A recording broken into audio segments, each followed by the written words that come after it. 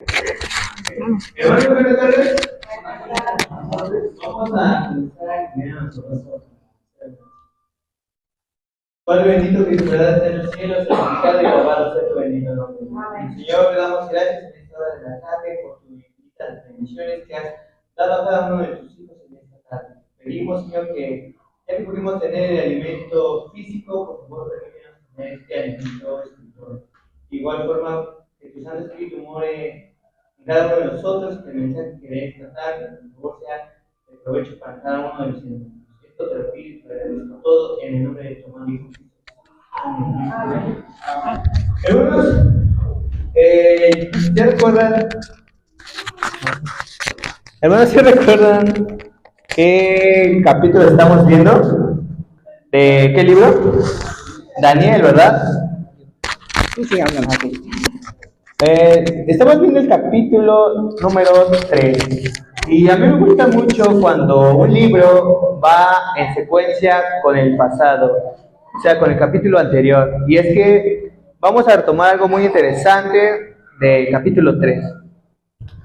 Pero para eso, por favor, abran sus Biblias en el libro de Daniel. John, por favor, John. Muy bien. En el capítulo 3 de Daniel, el rey Nabucodonosor se le ocurre la gran idea de crear una estatua similar a él mismo de oro. Yo no sé ustedes, hermanos, pero yo aunque sea quisiera una mano de esa estatua. Seguramente ya no tendría ninguna deuda. Pero bueno, John, por favor, la que sigue. El rey Nabucodonosor hace esta estatua de oro. Y se nos dice en la Biblia, y si alguien si lo pueden alcanzar a leer, dice que la estatua medía 60 codos de alto y 6 codos de ancho. Y lo que yo pude investigar es que esta estatua de oro, si lo mandamos a nuestro sistema de medición actual, dice que la estatua medía 27 metros de alto y 2,70 metros de ancho. Imagínense, hermanos, tremenda estatua de oro. Y dice que lo mandó a poner, ¿dónde? En el campo de Dura, en la providencia de Babilonia.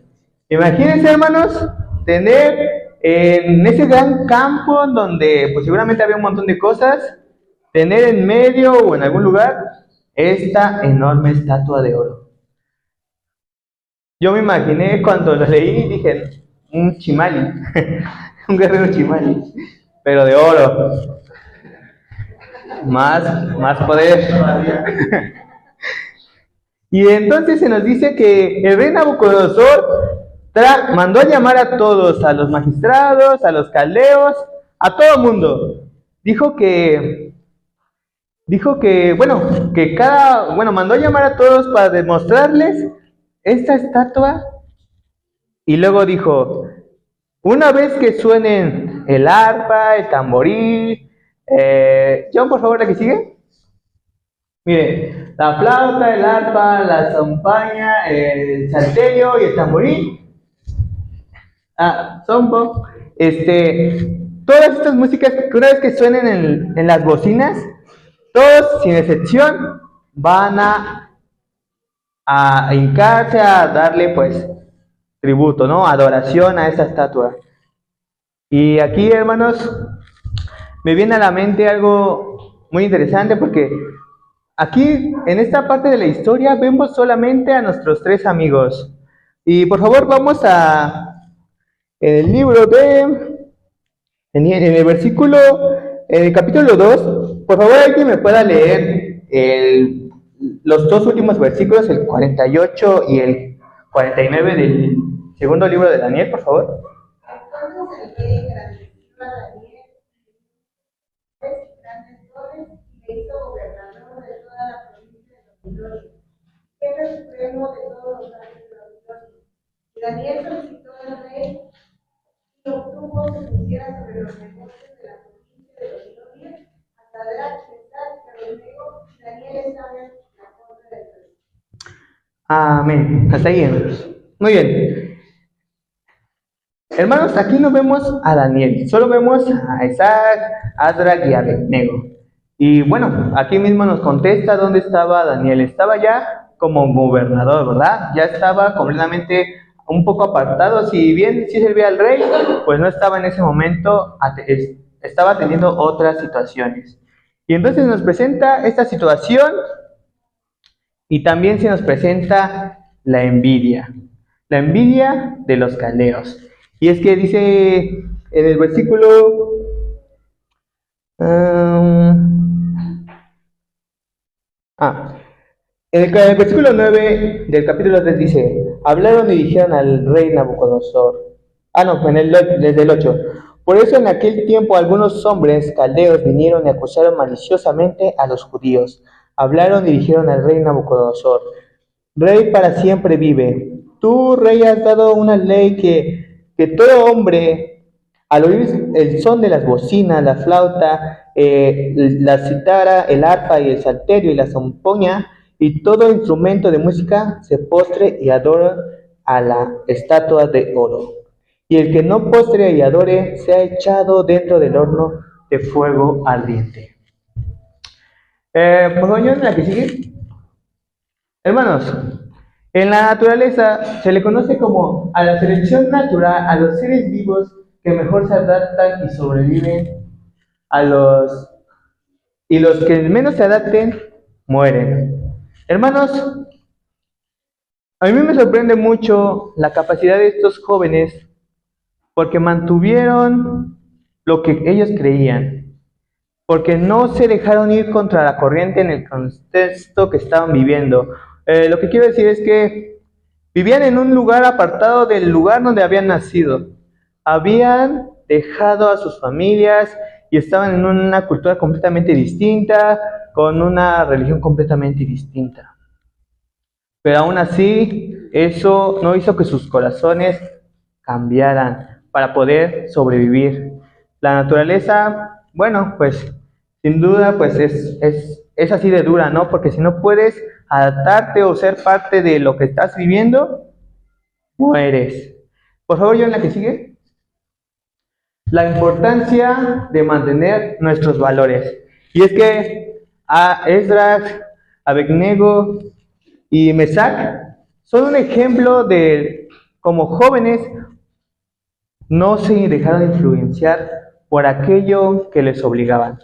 Y eso viene a mi mente de que alguien les enseñó esto. O sea, ellos eran jóvenes y pues bueno, la palabra de Dios no se aprende a veces por sí mismo, sino que alguien les debió de haber enseñado estos valores. Y yo me quiero imaginar a los padres de esos muchachos.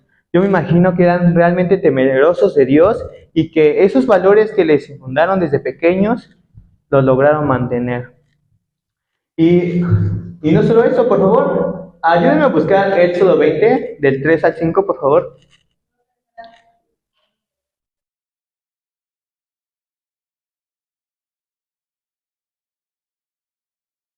Sí, sí, sigan, sigamos. Sí, sí, todo completo, por favor. No tendrás dioses ajenos delante de mí, no te harás imagen ninguna en el cielo, ni abajo en la tierra, ni en las aguas. No te inclinarás a ellas ni las honrarás, porque yo soy tu Dios, fuera del Señor, porque he visto la maldad de los padres sobre los hijos hasta la tercera y cuarta generación de los que me odian. Amén.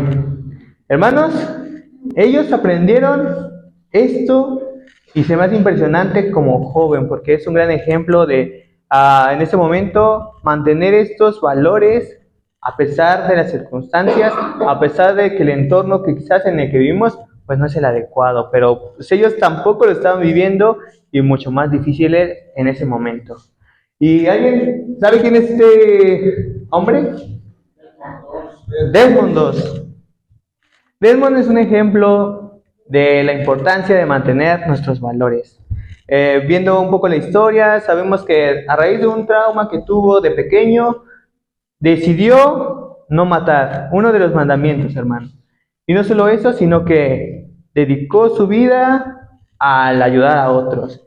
y más en una guerra. Imagínense, hermanos, yendo a la Segunda Guerra con Japón, las tenían de perder, era muy complicado la victoria, pero este hombre, sin usar ningún arma, a pesar de que lo castigaban, a pesar de que no lo dejaron casarse, a pesar de todo eso, decidió ir y poner su fe delante de él y salvar a uno y a otro y a otro.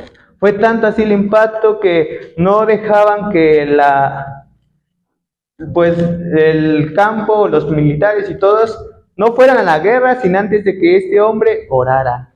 Imagínense, hermanos, el impacto que esto causó en cada uno de los soldados.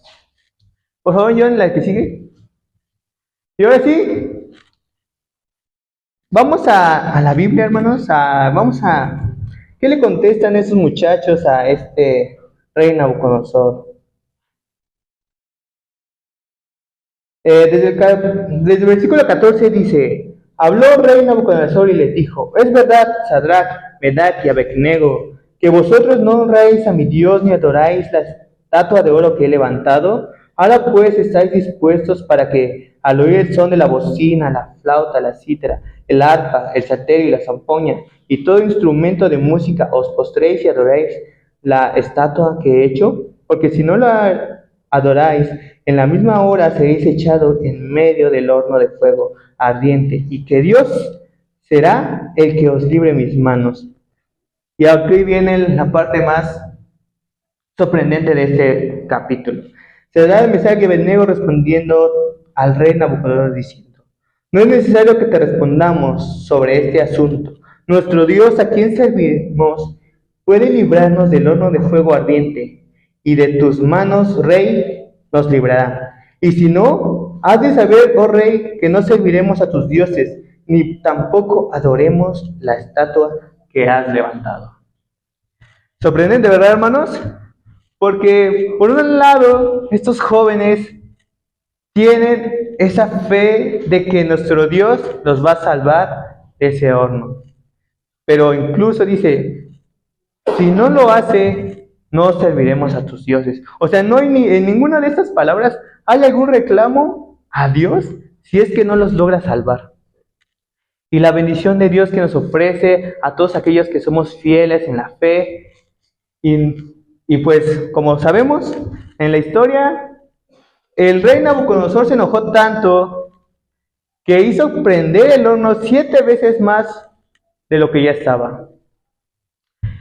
Pero se nos dice también en la historia que cuando el soldado iba a entregar a estos jóvenes para aventarlos al horno, la flama alcanzó a ese soldado y lo mató.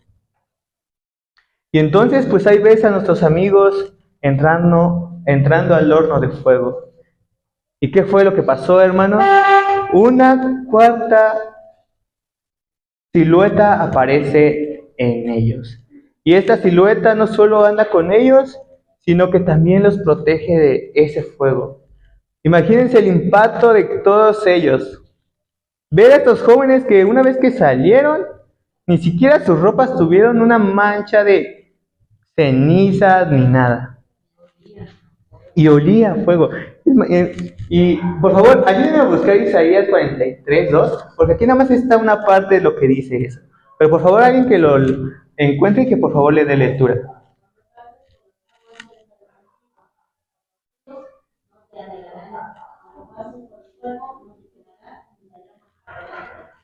Amén.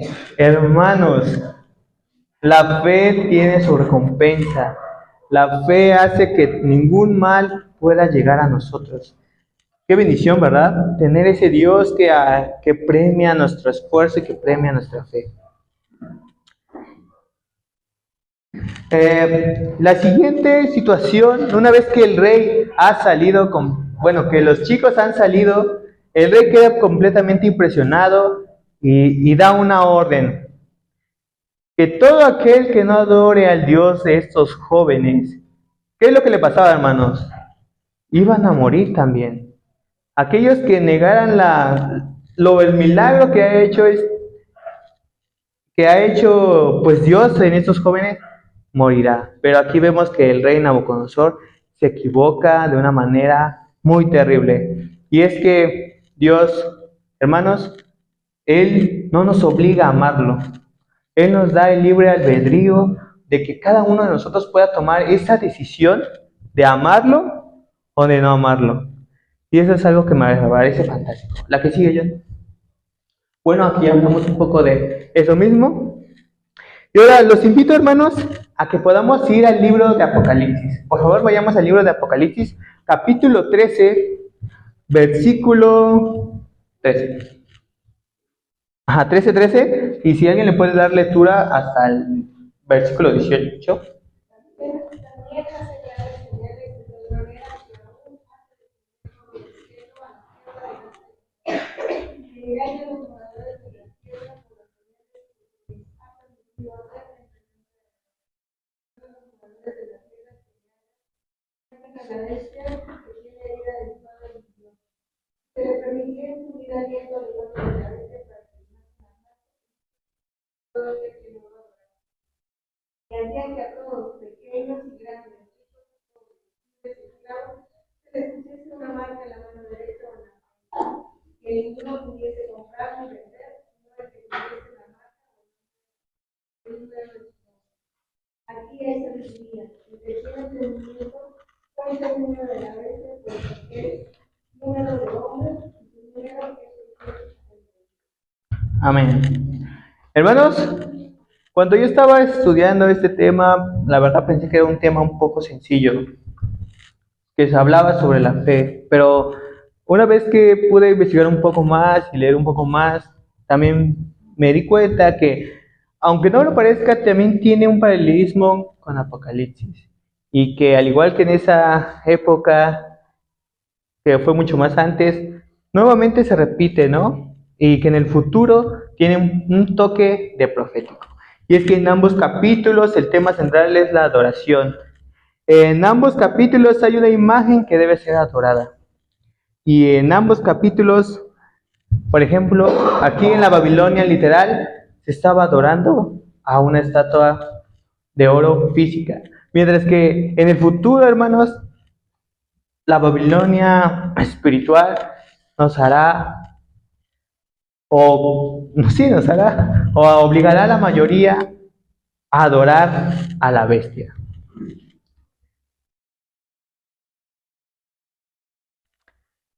Y bueno, por favor, Jan. Bueno, aquí lo puse un poco más chiquito, pero aquí lo tengo un poquito más grande. El cuarto dice, los 3 hebreos se enfrentaban a muerte en el futuro. La iglesia apóstata y el Estado se unirán para imponer la adoración a la imagen de la bestia. Aquellos que nieguen a someterse a enfrentar el boicot económico y finalmente la muerte. Esto lo podemos ver en el libro de Apocalipsis, capítulo 13, versículo 15. Hermanos, sin duda, este capítulo me ha dejado muchas enseñanzas y ha sido de gran bendición para mí. Y ahora vamos con las conclusiones finales. Por favor, John. En el capítulo del gran conflicto entre el bien y el mal, el creyente está siempre del lado de Cristo victorioso. Hermanos, como dije, Dios no obliga a nadie a que lo amen o que lo adoren. Pero qué bendición ser parte del equipo de Cristo Jesús. Porque al final Él es el que va a vencer, ¿verdad, hermanos? Amén. A través de la historia, los hijos de Dios siempre han recibido ayuda en los momentos de necesidad. Hermanos, ¿quién ha recibido ayuda en los momentos de necesidad?